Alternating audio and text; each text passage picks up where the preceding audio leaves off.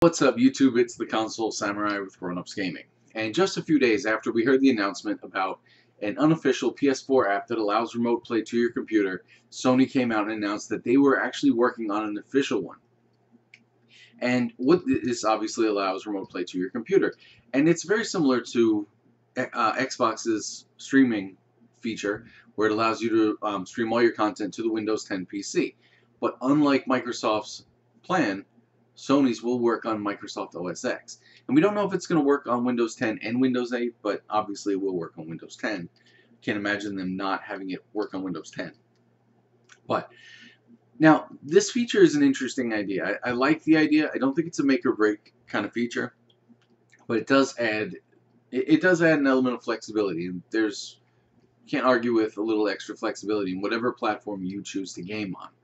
But I do think it is an interesting one. Again, I don't think it's a necessity. It's not going to move consoles, and it's not going to prevent a console from being bought. Now, I've seen a lot of people online talking about that Sony has actually kind of stolen the idea from Microsoft. And that's entirely possible. They may have gotten that idea. Hell, the hacker who came up with the unofficial PS4 app by the name of Twisted may have stolen the idea from Microsoft. It's not a huge surprise. But I do find it interesting that, again, Sony has done what Microsoft is doing, but taking it a step farther. Like they did with the backwards compatibility, where Sony came out and said, we're going to do backwards compatibility. Then Sony came out and said, we're going to do it too, but we're actually going to emulate the system onto our system.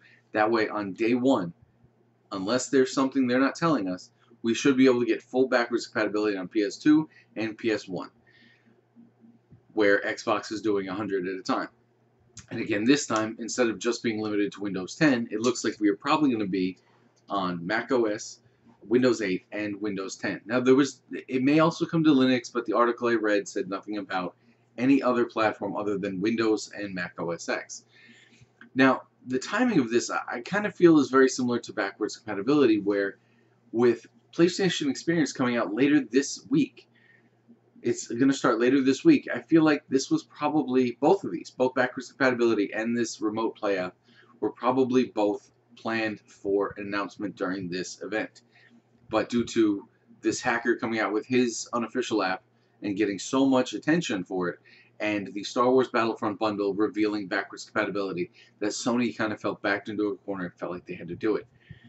Now, the issue here with the unofficial app and the official app is that we already know that the unofficial app is going to cost $10, and that it should be out fairly soon. But the official app, we don't know what the price is, and we don't know when it's coming out. We have no idea what the release date is.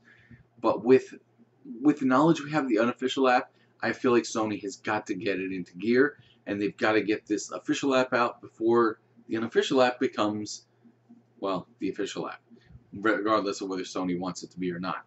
If everyone downloads it because it's only $10 and they want to play it, then Sony may have a problem rolling out their official one.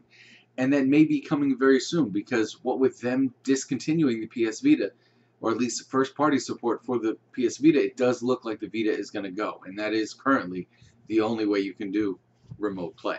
But tell me what you think. What do you think about this new official PlayStation app that allows you to remote play right to your computer, whether it's a Windows platform or a Mac platform?